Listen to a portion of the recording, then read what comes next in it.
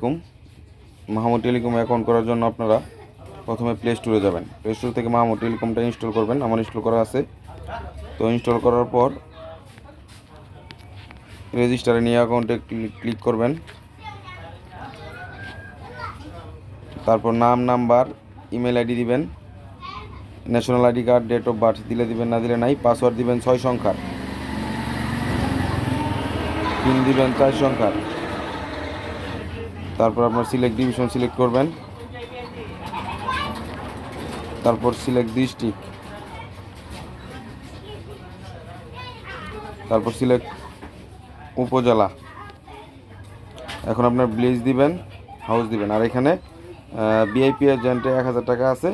আপনি চাইলে যে কোনো একটা অ্যাকাউন্ট করতে পারবেন। তো সর্বনিম্ন রিটেলার 30 টাকা। যদি রিটেলারে ক্লিক করে রেজিস্টার নিউ অ্যাকাউন্টে ক্লিক করবেন।